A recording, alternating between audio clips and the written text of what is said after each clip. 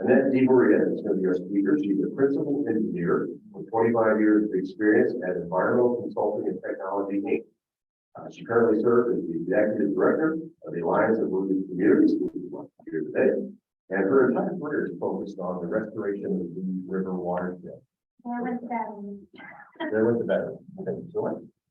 All right, line two. Annette's entire career is focused on the restoration of the Rouge River Watershed. Her experience includes municipal stormwater permitting, green stormwater management, water quality monitoring, beach sanitary surveys, and project management. She also oversees municipal stormwater permit compliance for more than 20 Michigan communities. She's a registered professional engineer here in the state of Michigan and a certified project management professional. So without further ado, please welcome Annette DeMaria.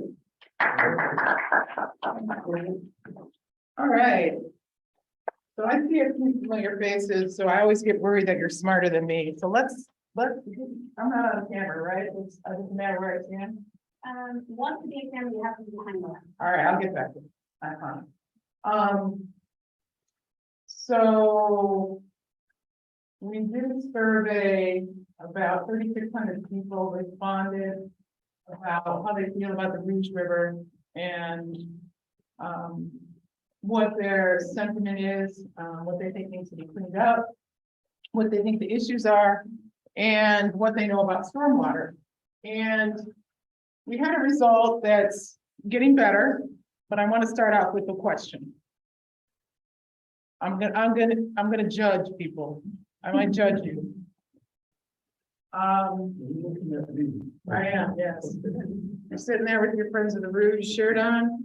I know you've been around the block or two, so I'm a little worried about you, but. All right, so show of hands. Where does your stormwater go? Does it go to, first of all, where are you guys from? Canton, Plymouth? Canton, Plymouth, anything else? Livonia. Okay, that all works. Where does your stormwater go? Option one is to a wastewater treatment plant. Just raise your hand if you think it goes to a wastewater treatment plant. Well, why not? I mean, 40% of people who survey thinks it goes to a wastewater treatment plant. Are they wrong or are you wrong? Show of hands. Over. Peer pressure, peer pressure. All right. 40%. 40%. 40% think that stormwater goes to a wastewater treatment plant. Another 40% thinks it goes to our lakes and rivers without treatment. Anybody for that? All right, all right, all right. You like that one too? I like you. He's gonna go yes for everything. What's the other option? I don't have another option. Those are the two options. And the answer is it goes to lakes and rivers and streams, generally without treatment. If you live in Canton, Plymouth, Livonia, anywhere without a combined sewer system, which is most of the Southeast Michigan, anything that runs off your property, any of the water that falls from the sky, whether it be snow or rain, ends up in catch basins, storm sewers, and ends up going directly to rivers and streams. Most famously for me, the Rouge River.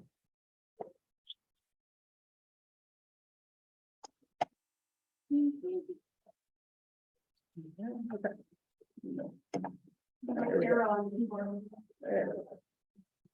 I didn't like the word, so I use the mouse instead. Okay. I'm with the Alliance of Rouge Communities. There is a way to minimize that, but I'm not going to mess with it. If possible, you can minimize that bar up there. If you just hit the minimize. Okay, that's cool. So the ARC is kind of a quasi-governmental organization of local municipalities, counties, a couple of universities, and with partner groups like Friends of the Rouge that works on complying, working collaboratively. These communities are working collaboratively in the Rouge River Watershed to meet state permit requirements for stormwater management. Any municipality of 10,000 or greater in population or part of an urbanized area has to have a permit to discharge stormwater. So that basically covers everyone in Southeast Michigan. every one of the communities in South Michigan need a permit to discharge stormwater, and there's certain things you have to do. I'm not gonna talk about permits, it's kind of boring, but it's really cool as well, because I'm a geek, but, that's the purpose of the ARC, and to help really restore the Rouge River. So we're funded by member dues, from the local governments, and we're supported by grant funds when we want to fund special projects. Here we go. Okay, that's the Rouge River Watershed. Everyone knows where we're here. We'll say we're right here. In Plymouth is part of the middle branch of the Rouge. This is the middle going through here, the upper. I probably should use the mouse so people on the screen can see it.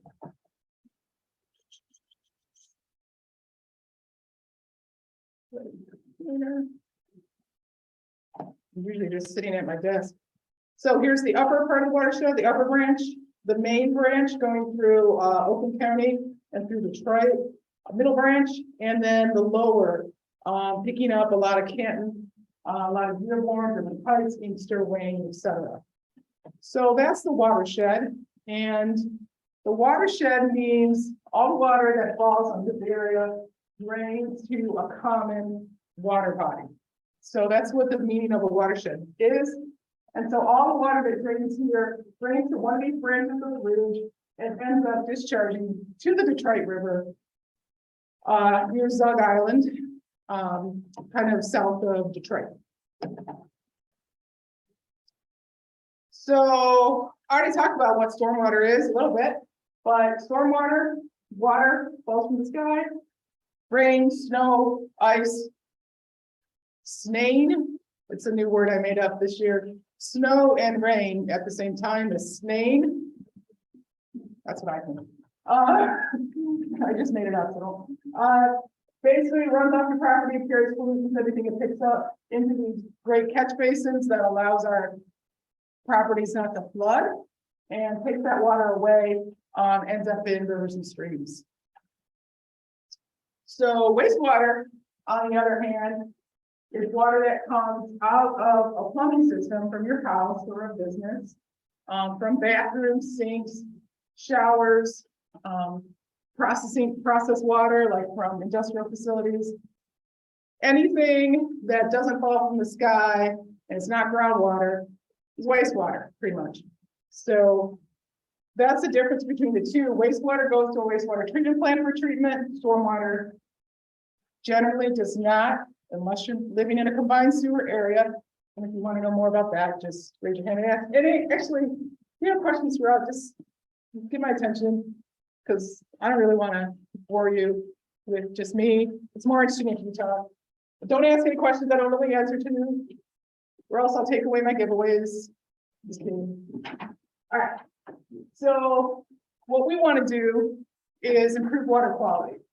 And to us, that means better habitat, more aquatic species in our lakes and streams, whether that be macroinvertebrates, the small guys, or aquatic species like fish. More canoeing, more recreational use of the river, fishing, swimming, the whole kit and caboodle. To do all this, we have a healthier Rouge River, we have a better economy, no doubt about it. You ever been to the river walk in San Antonio?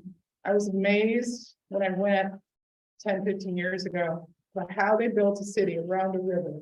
And it's kind of manufactured, but nonetheless, we turn our back on the river. They kind of embrace the river, and it's just amazing. So that's a cool thing. Yeah. And add to that, I was amazed at how they keep that for San Antonio, because it's a big tourist attraction, volleyball business, how they keep it 4 feet. Yeah, they keep it steady. Oh my goodness, there's so many things they do, life gates, all kinds of control, and if they want it too high or too low. So, It is a manufactured system in San Antonio, the Riverwalk, and they do keep it at a set elevation. It makes you think you're in nature, but they still needed the river to pull that off of, and still need to focus on the river in order for that waterfall to be clean enough for people who want to be around, spend their money on all the businesses, all the great Mexican restaurants. yeah. We tried them all. All right, so we kind of grouped, what you can do into these 5 different categories. I'm gonna focus on home and yard, maybe some vehicle stuff, and, not necessarily discuss all 50 slides that are in this presentation. I'm just gonna keep it a little targeted here. So, oil and grease. So our grease man there, you throw grease down your sewer, it's gonna clog up your own system. It's gonna clog up the municipal system eventually and cause sewer backups. Don't want to do that. You really want to take that oil and grease and pour it into a jar, wipe it up with a paper towel, throw it into the trash, but not go down your drain. This is regardless of whether or not you're on a, no matter what kind of system you're on, actually. Septic systems, yeah, 1 second. How many people are on septic systems here? Anybody? Okay, I don't need to talk about septic systems then. All right, no, okay. The grease falls up the garbage disposal. Yeah, You put it up grease and then yeah, you don't want to go there. Yes, ma'am. When someone asks you a question, and you repeat it, I can never hear the question. You bet. So I'm not sure what you're answering. You bet. Thank you. Thanks for bringing that to my attention. I appreciate that. Okay, so basically, the real point of this, oil and grease doesn't go down your drain. You need to dispose of that separately in your household, excuse me, in your solid waste with your garbage. Obviously, recycling or disposing of chemicals at a household hazardous waste event where appropriate. We have a long list of chemicals. I don't know if you guys want to have the slides. I'll definitely send you the PowerPoint if you're interested, because I know this is a long list, and I don't expect you to actually be able to see it all. But just to give you some examples, oil-based paint would be a hazardous waste. That needs to go to a household hazardous waste cleanup. You don't want to throw it in the trash or definitely not down the drain. Turpentines, I guess smoke detectors, there's probably metal in smoke detectors, so you want to do electronic waste recycling for things like smoke detectors and other electronics. Let's see, caulk, car wax, bug sprays, ink cartridges, light bulbs. Everyone kind of knows about light bulbs a little bit. We talked about oil and grease, any excess fertilizers or weed killer that you have from outside, drain cleaners are really caustic. All of that is considered household hazardous waste. And you want to take that to a local event. I don't know what the schedule is for Plymouth and Canton and in this area in the fall for Canton. So that's good that they have them. I live in Bloomfield Township at the north side of the watershed, and Bloomfield basically has an event every year or twice a year, and they do electronic waste recycling too. So you can get that stuff to good use. So that's that. I talked about clogging up pipes. That's a big sewer pump that's pulled out and was clogged. In this case, with wipes. There is no such thing as a disposable wipe. So they call them disposables. It's a marketing ploy. They're really not. They don't break down quick enough in order not to clog up the pumps that move your sewage from your home to the wastewater treatment plant. And so anyone in your public works municipalities wants you to take those disposable wipes, blow them out, and not put them down the drain. They don't break down fast enough for them to really be disposable. Does every home have one of those? I'm sorry? Does every home have one of those pumps? No, every home does not have one of these pumps. This is a sewer pump. Where And is so, that located? so it's located underground on your street. And generally your sewers gravity drain towards a low point. Yeah. And then you'll have a lift station there with a pump like this that'll pump it up and then keep on its gravity way. So you can only get so far with gravity drainage before you have to pump up, because your wastewater treatment plant is not next door. If you live in Canton, I don't know about Plymouth. Canton goes to Yucca wastewater treatment plant over in Ypsilanti. Yeah. I don't know if Plymouth goes to Yucca or Detroit. Livonia goes to Detroit wastewater treatment plant, down basically at the end of the Rouge. So my point is, your sewage has to go a long way before it gets treatment. And so you have these pumps, they can get clogged, and so you don't want to do that.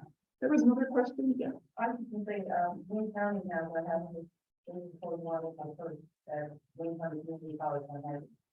Hi, okay, Wayne County Community College has, Wayne County has their hazardous waste disposal day at Wayne County Community College. Their date for this year, April 1st, so thank you. How did I do? I repeated it. It really helped. Yes, absolutely. It really helped. All right. We already said nobody has septic systems. I don't know if anyone tweaked on that online, but so I'm going to skip this. I have a septic system. It matters how you maintain them. They do a great job at treating your wastewater on site. You have your home, but you got to maintain them. And if anyone has questions, just let me know. Oh, more Yeah, septic I do. systems? Yeah, go ahead. Our cottage up north. Oh, okay. About the, additives that you put in periodically, depending on how much you use it. Mm-hmm. Is that a good idea? It's probably not necessary. So, it's probably not I think it necessary. mostly it's yeast or something for the bacteria that Mhm. eat it quicker. Your gut produces enough bacteria to do its thing. If your septic system is sized properly for however you're using it, it should break down the wastewater in the tank and allow the effluent to drain, most likely into a drain field. Those are traditional septic systems and how they work. Additives generally are not needed. You do want to pump it out every 3 to 5 years.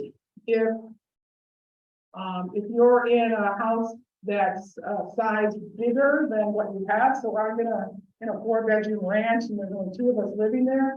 My septic system was designed for 4 bedrooms, so for 6, 7 people back in the 50s, 8. And so I clean mine out every 5 years because there's only 2 of us using it. But it's lasted, well, the house was built in 1956, and I believe this is the second field. So same tank, second field in the front yard. So it's lasted that whole time. In your home, still septic systems. Let's get through that. Okay, in your yard. If you have a pool or a spa, jacuzzi deal, and you need to dewater that, if you're dewatering that in the winter for winterization, you do want to let the chlorine dissipate by not adding chlorine for about a week before you drain it off. You can drain it off on your lawn. It is allowable, but you don't want highly chlorinated water to go on your lawn or to the downstream catch basin, lake, river, stream, whatever. So let your whatever you're draining that are chlorinated like this, allow that chlorine to wear off, which will take probably less than a week, but I'm just going to say a week. Yeah, that covers that. Okay, cutting your grass.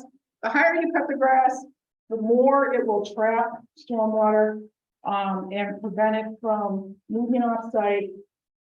Because when it moves off site, it picks up pollutants and ends up polluting rivers and lakes. So what you want to do is cut your grass no less than 3 inches, cut it as high as you can, as high as you can maintain it, and within code of your local community, to allow stormwater to slow down and absorb into your grass more than if you just cut it really bare. I don't know about you, but I had a riding lawnmower, an old one, And I had two settings. I had bare or lower. So I didn't have a choice but to cut it low while I had that tractor. I finally got a new tractor 4 or 5 years ago, and now I can at least cut it at 3 inches, no higher, because the deck won't allow it, but, so that's good. Fertilizers, now, it's been a while, it's been maybe 10 years since Michigan passed a law banning phosphorus in fertilizers. So when you go to your local stores, generally your fertilizers are not going to contain phosphorus in them. Michigan did that because the soils in Michigan generally have enough phosphorus for your lawn to grow healthy. And so you don't need to add phosphorus. Adding phosphorus just allows it to leach off your property in stormwater and add to your downstream lake or river. And guess what? Turn that green and create a lot of algal bloom. So maybe it's been 10 years now that Michigan took phosphorus out of fertilizers.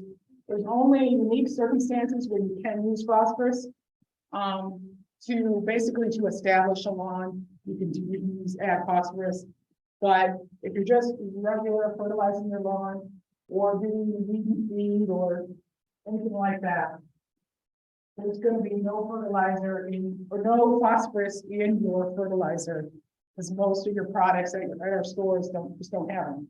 So yeah. What's the purpose of phosphorus? What does it do? It promotes growth. So it's like food for grass. So grass likes nitrogen, it likes phosphorus, it likes potassium, and they have to be in the right mix for the grass to want to turn green and grow once you add water. But phosphorus, we have phosphorus-rich soils in Michigan, and so we don't need to add more phosphorus on top of what's already in the soils for your Or clay? you have, yes, you might have clay soils, but you still have phosphorus in it. So just because you have clay soils doesn't mean there's no phosphorus in it. Yeah. The 3 numbers that you always see on the fertilizer bag, is one of those phosphorus? One of those phosphorus, one of those potassium, and one of those nitrogen. Okay. Yeah, you want to know which are which? I do. That's what I'm saying. I don't know. I can't remember. I'm hoping there's 0 phosphorus. I hope your phosphorus is 0. I'm guessing nitrogen is the 29, and the 4 is the Let's go alphabetical. potassium. Okay. That's what. That would be my guess. Okay. Okay. Yep. I have a question. Yes, ma'am. When I call commercial lawn service places, and I tell them I want to use natural products, everyone I've called has said, oh, you're gonna be so unhappy, don't do that. I'm trying to find a source where I can hopefully find something that's effective. Yeah, I hear you, and you need to find somebody else. Who, how, where? Yeah. It's about what they put down and how frequently they put it down. So you don't want a company to come out 4 times a year and put masses of amounts of whatever down. Now they shouldn't be adding phosphorus to your lawn either. Because this regulation doesn't, it's not just for homeowners, it's for commercial companies too. So from a phosphorus perspective, they're not going to be adding phosphorus. I'm trusting that that's what's happening, but I don't have an answer for kind of an environmentally friendly lawn care company. Anyone in the audience maybe? Well, I have gone out to English Gardens and they highly recommend the Organite, Okay. which is profit food. Yeah. Milwaukee. I don't know what the chemical makeup is. I know that at St. John's up here in 5 Mile, they use Milorganite all summer to green up their grass. So it is a natural thing, but it's keeping the weeds down that is the tougher thing. Okay, so the question was really about what to use, what companies are using, and how to get the weed growth down. So unfortunately, there's not a lot of great options for herbicides, because that's what we're talking about here. when we're talking about trying to get weeds down. There are some natural solutions, hot water, and some other things of that nature. Hot water or, like on your cracks in your driveway or in your pavers. But, yeah, Roundup is the thing that most people go to when it comes to spot treatments. I don't have a good one for that either. Yeah, I knew there'd be people smarter than me. What your bullet point said, avoid weed products. Yeah. Tell us why. Weed and feed, because you don't need to feed. You just need to weed. Generally, the weed feed stuff, historically, it's had phosphorus in it. And so again, you're adding phosphorus, you don't need it. That one. Okay, picking up after your pet. I love that the dog is taller than the kid in this picture. We brought some pet waste bags. That's what these are here. This little capsule helps you carry them.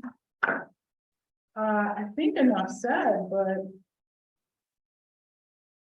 keep in mind, stormwater hits the ground and anything on the ground runs off and carries the bacteria associated, in this case with pests, with it. And so pet waste can add, I've seen a lot of stuff. And we saw in one area, people were taking their cat boxes, their litter boxes. Yeah, tossing them out in their back ditch. That's how they were emptying them. Like, oh, that's nasty. Don't do that. Don't be that guy or girl. Same thing with geese. Don't feed the geese. Don't feed wildlife in general. Geese are pooping machines. Yeah.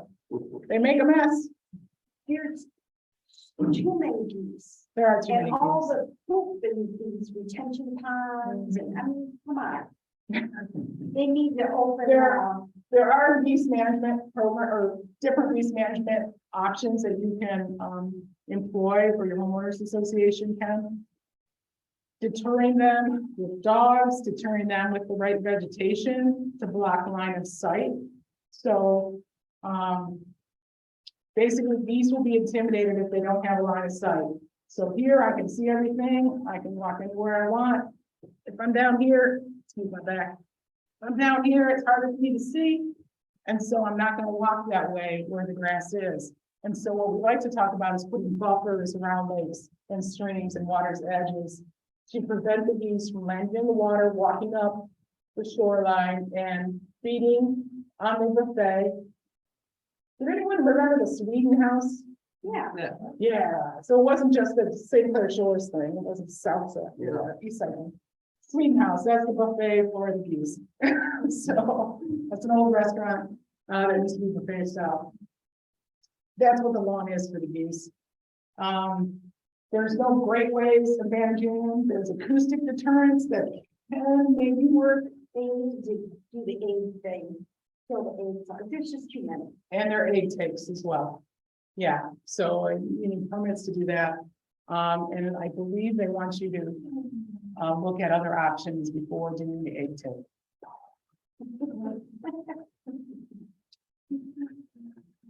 All right, in your yard, rainwater, rain barrels. I'm really proud of my rain barrel up there. It's pretty. I bought a whole bunch of them and then gave a whole bunch away. But rain barrels are a great way to reduce the amount of stormwater runoff coming off the property. In my case, I had it hooked up to soaker hoses specifically designed for low pressure systems.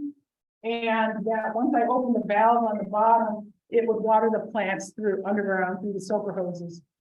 And then I would turn the valve off and let it fill up again when it rains. So rain barrels are great.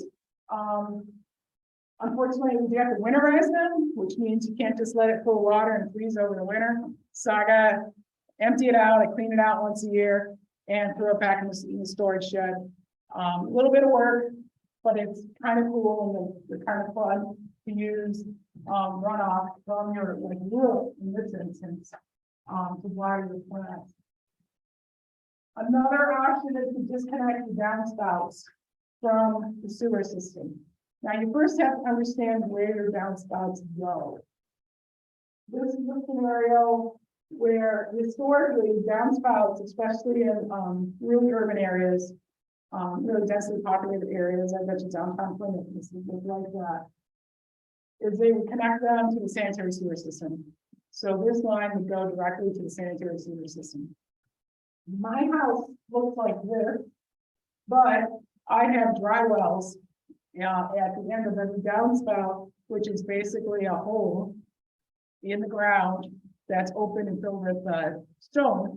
And so if I have excess out of my rain barrel, it overflows back into the gutter, or excuse me, the downspout, and just infiltrates into my yard. So just because you have a pipe like this from your downspout connected to the lake, or excuse me, connected to the ground, doesn't mean it's connected to the sewer. And so you really got to ask your local DPW folks if it might be connected to the sewer before you go ahead and disconnect it. It's going to be property specific. If you're in Canton, probably not. They're probably not connected to the sewer in Canton. Some areas of Plymouth might be. Livonia, maybe, maybe not. It just depends on where you live. But the point is you don't want to direct stormwater directly into the sanitary sewer. So when I say sewer, I try to think sanitary sewer. If I'm talking about stormwater, I try to use the word drain. So in this case, we're talking about getting that stormwater out of the sanitary sewer. Is that the same as a French drain? The French drain is comparable. French drain is a trench basically filled with gravel and perforated pipe that allows water to infiltrate into the ground and also carries it away from your house or collects it from around your house. So it's very similar. It's just a linear thing rather than a barrel. This question back here. So where I have a downspout, it looks more like the picture on the right. Yep, And that water that comes off my roof goes directly into my garden. yep. Yes, it does go on the ground, but it goes into a large garden area. How would that get to the sanitary stream? So if you have the situation on the right, you're good. So that's the good side of the slide. Oh, So you want to do it like this, so it gets into your garden, so you just don't direct it right to the ditch or to the sanitary sewer. okay. So you're good. Yeah, I'm thinking in a separate system, wouldn't it go into the, if it's not disconnected, wouldn't it go into the storm system? The question is if you're on a separate sewer system, it's so good we're talking about these things. Wouldn't that pipe be directed to the storm sewer? You'd think it would be, but the older systems were all combined. And so areas that did things like the picture on the left were they're generally on combined systems, and so they're connected to the sanitary sewer. So yeah, sometimes intuition isn't, you're right.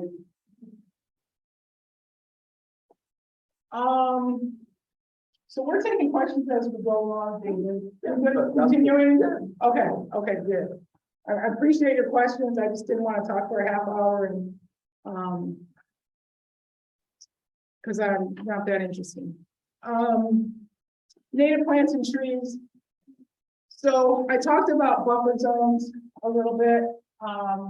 And I mean, David's an expert over here on this. He probably knows his flowers and his plants way better than I do. So you probably want to talk to David about specific flowers and plants. But the point is we want to use native trees and plants in your yard, in your gardens, because that's what the bees want. Because we want those bees, we want the butterflies, we want those pollinators. So you can imagine that the bees, the birds and the bees, didn't grow up on some non-native species coming in from anywhere in the world, Asia, South America, wherever. That's not what they want. They want to feed on the stuff that's native to where we used to be. And so we want to do things like black-eyed seasons, brown-eyed seasons, Joe Pye weed, all these things that I'm just showing off now, but you can really show off. Because that's what the bees and the birds like for habitat. And the more you put into that, the more you get those desirable species that helps our environment kind of sustain ourselves. We'd like to say that it improves water quality by providing native because they generally are taller and then they take up more water than your non-native species. Now, the non-native species are generally those ornamental plants that are pretty and confined. That's okay. They have their place, right? Not everyone's going to want this look, but there's a place for native plants and there's a place for these decorative plants. And it's all about trying to gain that balance. In terms of reducing maintenance costs, the idea here is when you put in native plants, instead of a patch of lawn, you don't have to mow it. Of course, you do have to weed it, you do have to maintain it to some degree, so there's no maintenance, there's no such thing as no maintenance plants. Well, there probably is, they're plastic. Well, then you have to dust them, so those aren't no good either. But anyway, so that's why we like native plants, wildlife likes them, it's all good, yeah. Are you gonna be getting in the rain garden, you know? No, Okay, well, the big thing is, not all native plants will do this, a lot of, especially the ones that use the rain garden. Grass has roots of about that big long, a couple inches long. And some of the plants we use for rain garden absorb a lot more water. Because the roots can be twice the diameter, they can be 12 feet deep. yep. So. Those native plants, they have these long roots and they take up a lot of water. And they do that so they can survive drought conditions. And you gotta find the right plant for wherever you're putting it, sun, shade, the right amount of water, whether it can be wet and dry intermittently, all that matters. I keep trying to plant butterfly weed, which is a pretty little orange flower. And it moves on me like nobody's business. It doesn't like to be in a maintained flower bed. It likes to move to rocks. I don't know if that's your experience, David, but it just moves. Like, oh, wherever you're gonna show up now, who knows? We have a list of native plant nurseries that we'll share, and David probably has this information already. But there are a lot, there's a handful of native plant nurseries where you can truly get natives for your yard versus the commercial nurseries, which generally don't have the native stuff. I don't know if this is along the line where you're talking right now, but we have a creek behind us. I don't know what tributary it is. Anyways, when the drain commission came out years ago, because it was getting plugged with trunks and stuff floating down. Yep. He said, oh, you need to put something along the shoreline and anchor this. Well, yeah, I did. I planted a bunch of grasses. The erosion, they're about ready to fall in. I mean, I did what I was supposed to. I don't know how to avoid the erosion, but you know, big rains, that water comes up. Yeah, what community do you live in? Yeah. Yeah, okay. Any ideas? So, yeah, but you don't have control over it. I'll explain. So the question was, she put native plants along the riverbank, as the county suggested, and the bank is eroding away. So that is the issue where there's too much stormwater coming down. And the more we develop, the less impervious surfaces. Impervious just means water can't go through this table. It's an impervious surface. The more we put impervious surfaces down, the more rainwater gets into the creeks. When it rains, it's called flashy flows. The level in the creek goes up really high and then comes down very, really fast. And it's a matter of too much development with uncontrolled stormwater management upstream of where you live. They did have a meeting a few years back And it was about whether we, as the homeowners backed up to these waterways, want to have them clear it. Which I know it involves a lot of money and they probably didn't, but they had photographs and, some people, they get their whole backyard flooded because of the buildup of the twigs and the, I go out there and clean it. Yeah, there's a lot of factors which kind of leads to the flooding when you're along a creek. It could be on log jams and which back up water. Nobody in general, unless you're on a designated county drain, which it sounds like you are, if the county's involved, that means the county has the ability to maintain that drain, but it costs the taxpayers to do that. And so they can clean them out. But it doesn't solve the problem if you're getting too much stormwater coming in from upstream because of added development. Now, what we have tried to do and what communities are required to do now is to require new development to have better stormwater management than we did in 1950, 1960, 1970, 1980, and even 1990, and all the way up till last year, pretty much. So new requirements require developers to keep the stormwater on site, not only in detention ponds to hold it and then discharge it, but also to allow it to infiltrate. And so that's the way development is happening now. And at this point, we need to go backwards and retrofit certain areas to allow more stormwater infiltration where it can infiltrate. You mentioned you have clay soils. You know that stormwater does not go through those clay soils. And a lot of Southeast Michigan is like that. And so we have to design systems to allow that stormwater to infiltrate. It's not an easy solution. It's not the plants that's the problem. If you have a nice vegetated bank, it should be doing the trick. It's too much stormwater coming down. And then can I just say, on your last slide, Yeah. I can vouch for the Michigan Wildflower Farm. Yeah. We bought a lot of Esther spray. Yeah, If you were looking to plant or buy, really great seeds that are native, Michigan Wildflower Farm, great, and you can talk through the project with them, and they'll help you find just the perfect family. They're great to work with. So highly recommend. Michigan data plan The Michigan Wildflower Farm was on the previous slide. Michigan Wildflower Farm is one of the native plant suppliers. Yeah. Yeah, you were looking for seeds. I lied. I do have a rain garden picture in here. This is demonstrating the deep roots of a rain garden. Rain gardens basically take the runoff from an impervious area, like your roof, and we're talking about homeowners, could be your patio or it could be your driveway as well. And you direct that water into a low spot that you create.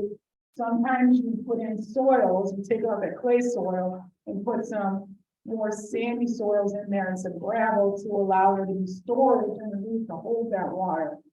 That's what a rain garden is, and it prevents that water from going directly to your ditch or storm sewer and picking up all those pollutants. So it's going back to what I said in the previous slide, it's allowing that infiltration of that stormwater to happen on site. And so it doesn't just shoot to the river, erode your stream bank, take that bed load from that soil is going somewhere. And by the way, that soil is filled with phosphorus, that soil filled with phosphorus, moves its way down to Newburgh Lake, Phoenix Lake, Wilcox Lake. I know you might not live there, but then those lakes have all that phosphorus and get all that algae. It's just, it continues on. So that's why we like to do on-site management of stormwater with things like rain gardens, which is a form of bioretention. I kind of just said all this, the rain gardens filter runoff. They allow water to recharge into a groundwater system because they're soaking water in, and they're going to filter pollutants out as they move through the soil profile. Improve water quality in rivers and streams. I kind of just talked about that. It allows infiltration so it doesn't shoot to the river, and so it doesn't just erode everything and pick up everything along the drain. If you have an area with standing water, that's telling you that's a low point. And you either need to raise it, or you can create a rain garden and pick up, and allow that water to infiltrate by replacing some of those soils. Again, if you have that ponded water, nobody likes mosquitoes. I know I'm pretty allergic to them. If you're in that ponded water, rain gardens are designed to pond water for 24 hours or some set period, and then drain down. They're not going to leave that water standing there around the soil for mosquito breeding. So that's better. They can create habitat if you use the right plants. These are some examples, some rain gardens in, there's Beverly Hills of Birmingham, that we did many years ago with the art. Here's another one. Anyone have 5 minutes left? Okay, this is an example of the buffers that I talked about. So they've got these vegetative buffers along the creek that allow stormwater to get caught up in them and not to go to banks as much. I can say about what's coming upstream in the creek like you, but it also deters geese from wanting to walk up from the water, land in the lake, in that case, on the upper slide, and walk up on the lawn because they can't see past the vegetation. And so this is kind of a natural look. The slide on top is kind of a more aesthetic or maintained look. It may or may not have native plants, but the point is a buffer is good to help with a lot of different things. Most notably, try to deter geese if you live on a waterfront. I don't live on a waterfront. I have a pond, a concrete pond across from my house. And for a living, I sometimes help beach managers reduce the amount of geese at their beach. And the geese have gotten back at me. And they now hang out at my house. I'm pretty sure somebody gave out my address. I have a ton of geese in my yard during the summer. They're already back from this early wet, warm weather. It drives me nuts. I don't live around the water. There's this pond that they land in. And I can't really landscape my front yard to really deter them because I have to go all the way up the, or I'm not willing to go all the way up the 250-foot driveway. So when I have an open ditch that I like, anyway, they don't like me, I don't like them. I am thinking about getting an acoustic deterrent, which is something you can hear and something they will find threatening, but you'll just find kind of annoying when it's on. And so there's these acoustic deterrents that may or may not work to help reduce geese. Also, they don't like grape juice. They don't like grape flavoring. And so one of the things, yeah, grape Kool-Aid.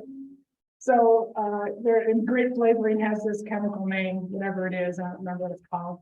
But you basically spray grape juice on your lawn to try to deter the geese. It probably will, you want to do the flavoring and not the sugared stuff. So I wouldn't want to put all that sugar in my lawn because then the bees would love it, but certain bees, okay, but all that. Anyway, I got that. Yeah, I think I covered everything here. Yeah. What about just the bigger problem, the tree stabilization, wood weed? You need certain shoots of certain type of trees. So I don't know what they are. I know we've done that for the project.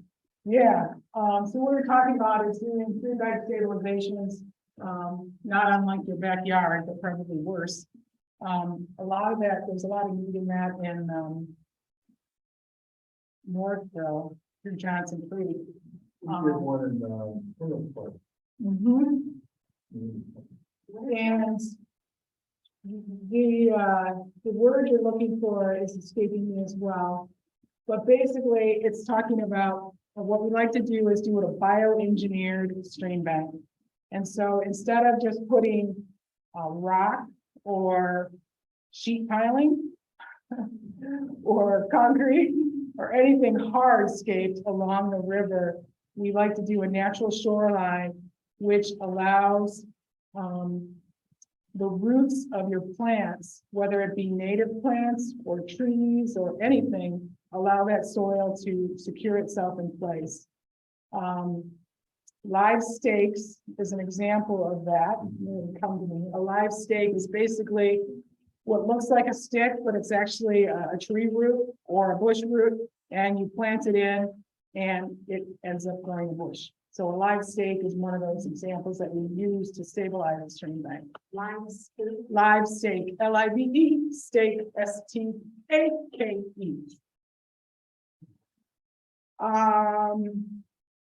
Okay, so David, what time do you want me to stop? 7 minutes. Okay.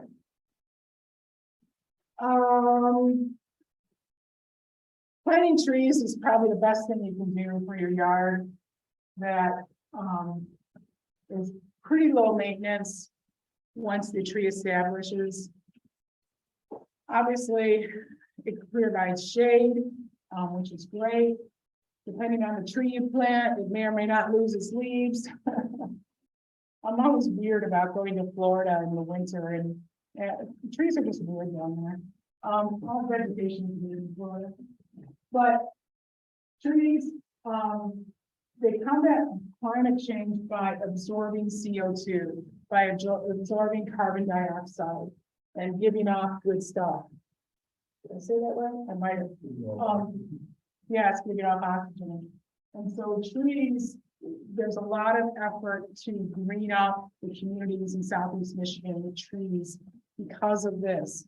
They help with stormwater because their roots want that stormwater. They intercept the rain as it falls. And so it'll not hit the pavement directly and might just hang out on those leaves and stuff and be absorbed. So trees are a great way. They improve air quality. I just mentioned that, associated with climate change. Conserves energy, again, having that shading and cooling effect in the summer. Can conserve water.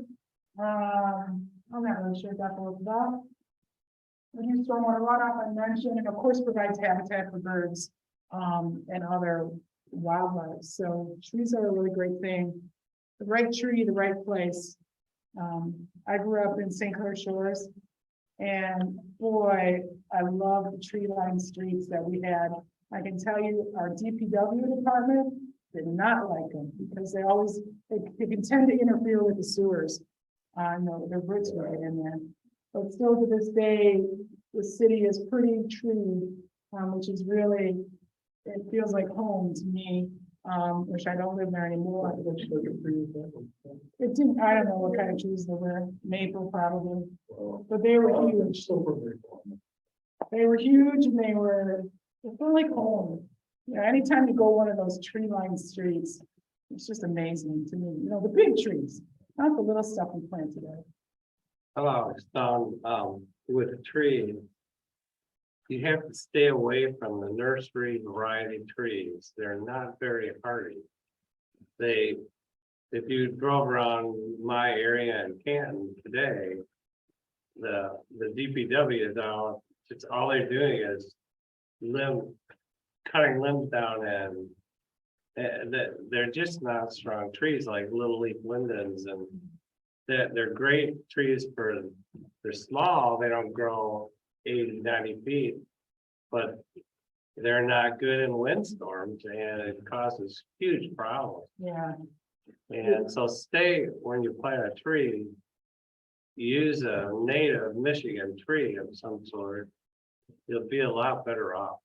Yeah, so the gentleman's advice is to use a native tree instead of going to a nursery and finding some of the hybrids that they have there. Because some of those are a lot weaker and they won't survive the crazy weather that we've had in the last month. We're gonna have more.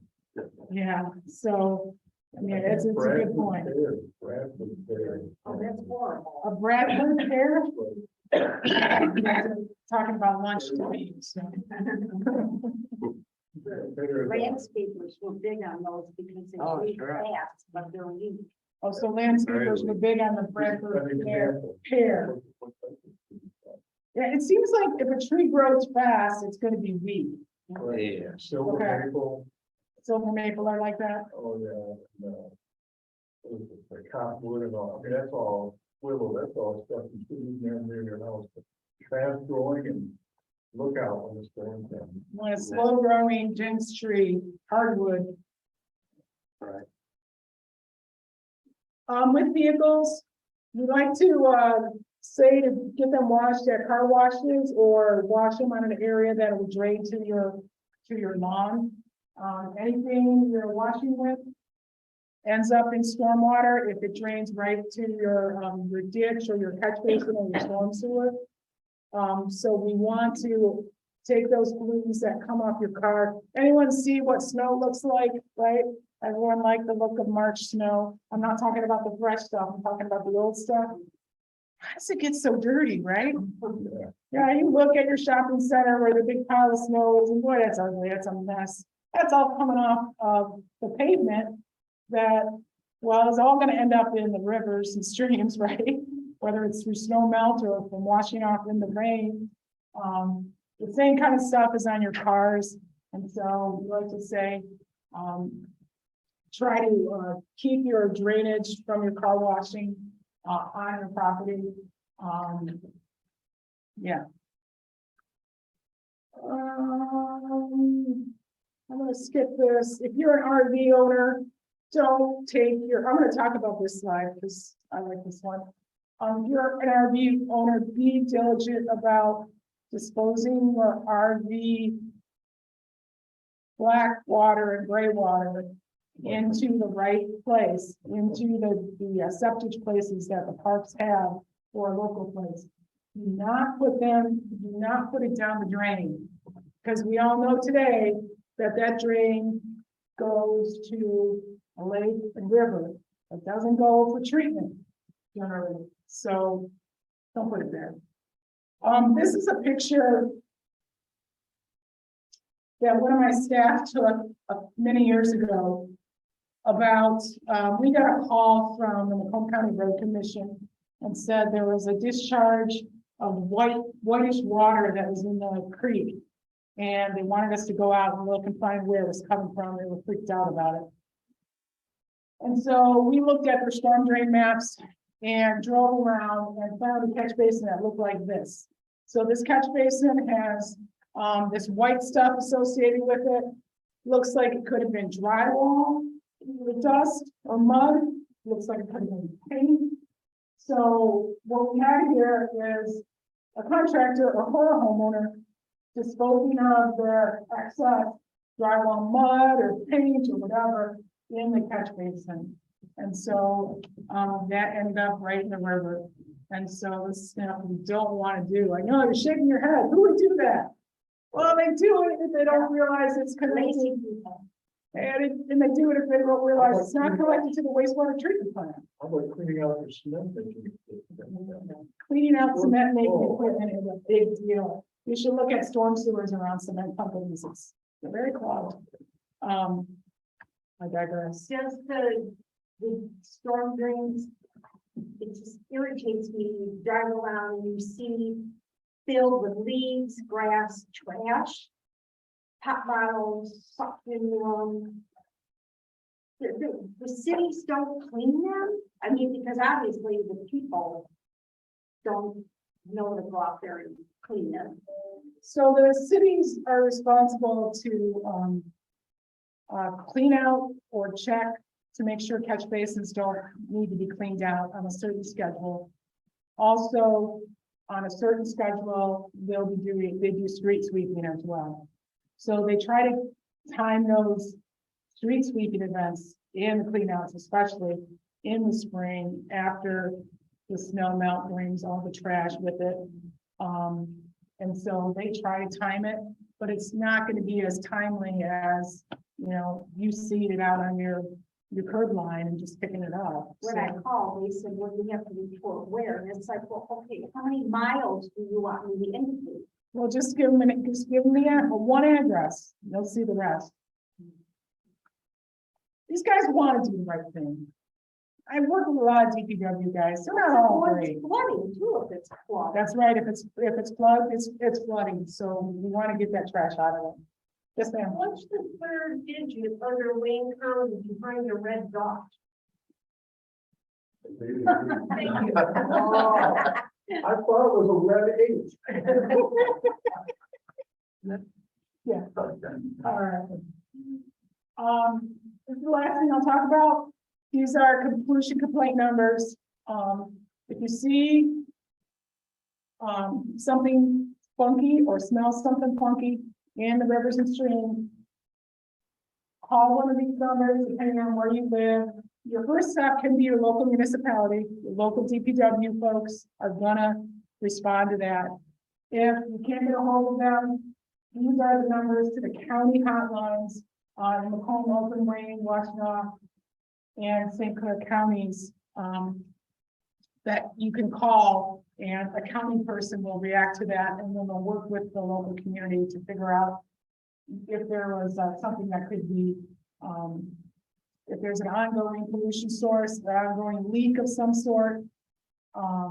That's what these folks figure out. If you see something severe and think it's going to be dangerous for folks or dangerous for life, you call the Michigan Pollution Alert System number, which is that 800 number on the top.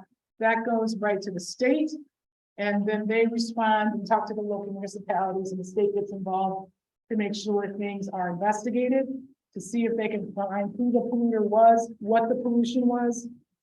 It's very hard to find these sources when you see them, but if you call them in, it allows us an opportunity to actually do that. And yeah, that's it. There's lots more, but you guys are a great audience. I appreciate your time. I hope I told you one or two things that was new.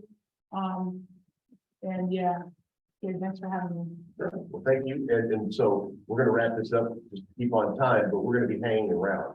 If you have questions and things, we're going to be hanging around as we clean up here. So if you have questions for that afterwards, please hang around, and as long as you need to.